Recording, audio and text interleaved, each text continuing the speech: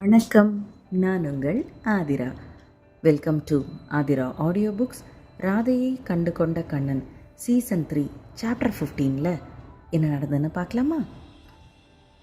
பதவியேற்ற முதல் நாள் இப்படி திடீரென சிஎம் மீட்டிங் அட்டன் செய்யாமல் யாரிடமும் சொல்லாமல் வெளியே சென்றது அனைவருக்கும் ஆச்சரியத்தையும் குழப்பத்தையும் ஏற்படுத்தியது.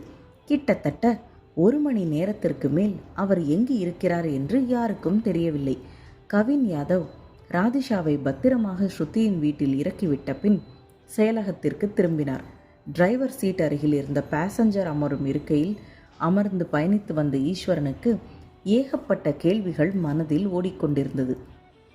அவர்கள் பயணித்தது ஆடி கார், கிறிஸ்லர் மாடல். முன் சீட்டில் அமர்ந்திருப்பவர்களுக்கு உள்ளே என்ன பேசுகிறார்கள் என்பது கேட்காத வகையில் நடுவில் மறைக்கப்பட்டிருக்கும். உள்ளே இருக்கும் மைக் மூலமாகத்தான் டிரைவருக்கு இன்ஸ்ட்ரக்ஷன்ஸ் தர முடியும். ஆட்சி, அரசியல் எல்லாவற்றிலும் கவனமாகவும், சில சமயம் பேசுவது கூட அருகில் இருப்பவனுக்கு கேட்காதபடி இருப்பதும் அவசியம்தானே. இத்தனை ஆண்டுகளாக ஈஸ்வரன் பார்த்து வந்த பொறுப்பான கவின் யாதவிற்கும் இன்று ஒரு சிறு பெண்ணிற்காக அவனது பொறுப்புகளை மறந்து இப்படி சொல்லாமல் செயலகத்தை விட்டு வெளியே சென்றது சரியாக படவில்லை. இது கவின் யாதவ் தானா என சந்தேகம் கூட அவனுக்கு எழுந்தது. அதே நேரம் அப்படி என்னதான் இவர்கள் இருவருக்கும் நடந்திருக்கும்? ராதிஷா மேல் கவின் யாதவிற்கு என்ன அப்படி ஒரு ஈர்ப்பு என்பது ஈஸ்வரனுக்கு சுத்தமாக புரியவில்லை.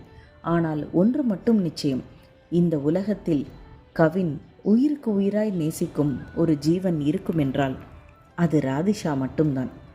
ஆனால் இவர்கள் இருவரும் சேர வாய்ப்பு மிக மிக கம்மி என்று தோன்றியது ஈஸ்வரனுக்கு.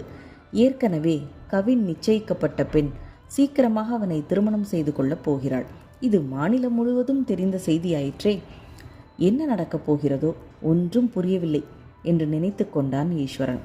1 மணி நேரம் லேட்டாக ஆரம்பித்த மீட்டிங் இரவு லேட்டாகவே முடிந்தது. இரவின் குளிர் உயிரே குளிரும்படி இருந்தது. பகலில் லேசான காற்று இதமாக இருக்கும். ஆனால் இரவு கடும் குளிர் இருந்தது.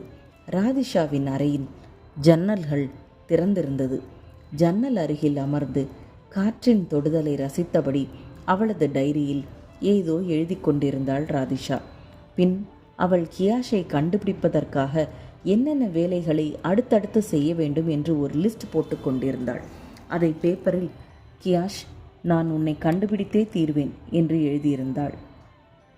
கவலை, ஏமாற்றம், எதிர்பார்ப்பு எல்லாவற்றையும் தாண்டி நிதர்சன உண்மை அவளை கொன்றது. படுக்கையில் சென்று விழுந்தவள் கியாஷின் நினைவுகளோடு எப்போது உறங்கினாள் என்று தெரியவில்லை. ஜன்னல்கள் வழியே காலை சூரியனின் வெயில் அறையை நிறைத்தது. எழுந்து முகம் கழுவுவதற்குள் விடாமல் தும்மல் வர ஆரம்பித்தது. முந்தைய நாள் இரவு கியாஷ் பற்றி நினைத்து கொண்டே அதே நேரம் கவின் யாதவ் பற்றி அவள் சேகரித்த செய்திகள் அனைத்தையும் பத்திரப்படுத்தி கொண்டிருந்தாள். ஒருவேளை இது பிற்காலத்தில் அவளுக்கு தேவைப்பட்டாலும் படலாம் என்று தோன்றியது. வேலை மும்முரத்தில் ஜன்னல்களை சாத்தாமல் படுத்துவிட்டாள்.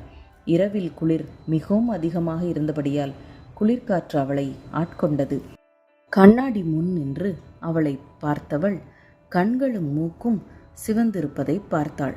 ஓ மை காட், என்ன செய்வது? அவளுக்கு காய்ச்சல் லேசாக ஆரம்பமானது. டாடி, மம்மி, சாரி, நான் வீட்டை விட்டு வெளியே வந்தது தப்புதான். ஆனால் உங்களைப் போலவே எனக்கு கியாஷும் முக்கியம். என் உயிரை காப்பாற்றிய கியாஷை தேடி நான் வந்திருக்கிறேன். ஒருவேளை அவரை நான் கண்டுபிடிக்க முடியாமல் போனால் வாழ்க்கை முழுவதும் நான் வருத்தப்படுவேன். நீங்கள் என்னை புரிந்து கொள்வீர்கள் என்று நம்புகிறேன் என்றாள் ராதிஷா. அவளது நம்பிக்கையும் உழைப்பும் அவளை நிச்சயம் கியாஷிடம் கொண்டு சேர்க்கும் என்று நினைத்தாள். ஒரு 1/2 மணி நேரம் தூங்கி எழும்பலாம் என்ற முடிவுக்கு வந்தவள் மீண்டும் படுக்கையை விட்டு எழும்ப முடியாமல் தவித்தாள். அவள் தலை பாரமாக இருந்தது. அவள் உதடுகள் உலர்ந்து விட்டது. சிறு வயதிலிருந்தே அவளுக்கு எதிர்ப்பு சக்தி உடம்பில் சற்று கம்மிதான். முடிந்த அளவு அவளுடைய உடலை கவனமாகத்தான் பார்த்து கொள்வாள். ஆனால் எதிர்பாராமல் வந்த இடத்தில் இப்படி ஆனது அவளுக்கு சற்று சங்கடமாக இருந்தது. அவளால் கண்களை விழிக்க முடியவில்லை. சிறிது நேரத்திற்கு பின் அவளுக்கு பரிச்சயமான சில குரல்கள் அவள் காதில் விழுந்தது. டாக்டர் லெஸ்லி, இப்போது ராதிஷா எப்படி இருக்கிறாள்? இது சாதாரண காய்ச்சல் தானே? உங்களால் அவளுக்கு மருந்துகள் எதுவும் தர முடியாதா என பதட்டமாக பேசிக்கொண்டிருந்தான் ஈஸ்வரன். சிஎம் பத்திரமாக பார்த்து கொள்ள வேண்டும் என்று சொன்ன அவருடைய பர்சனல் கெஸ்ட் இப்போது உடல் நலம் குன்றி அவரது வீட்டில் இருப்பது அவனுக்கு மிகவும் சங்கடமாக இருந்தது.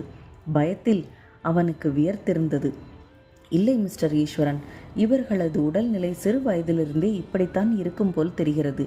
இவர்களுக்கு எதிர்ப்பு சக்தியை கூட்ட ஏதாவது மெடிசன் அடிக்கடி கொடுத்து கொண்டிருப்பார்கள். அந்த மெடிசன் எந்த காம்பினேஷன் என்று தெரிந்தால் நாம் இவர்களுக்கு சிகிச்சையை தொடங்க முடியும் என்றார் டாக்டர். ராதிஷா அதை சொல்ல வாயெடுத்தாள். ஆனால் அவளால் பேசவும் முடியவில்லை. கண்கள் செருகியது. ஸ்ருதி, உனக்கு ராதிஷாவின் அப்பா அம்மா யாருடைய ஃபோன் நம்பராவது தெரியுமா? அவர்களை அழைத்து கேட்டால் சொல்லிவிடுவார்கள் என்றான் ஈஸ்வரன். ஸ்ருதி ஏற்கனவே அழுது கொண்டிருந்தாள். எனக்கு யாருடைய நம்பரும் தெரியாது. எனக்கு மிகவும் பயமாக இருக்கிறது. அவள் இப்படி படுக்கையிலிருந்து எழக்கூட முடியாமல் படுத்திருப்பதை பார்த்தால் எனக்கு இன்னும் அழுகை அதிகமாக வருகிறது என்றாள் ஸ்ருதி. இந்த ஸ்டோரியில் அடுத்து என்ன நடந்ததுன்னு நெக்ஸ்ட் எபிசோடில் பார்க்கலாம். பாய் வியூயர்ஸ்.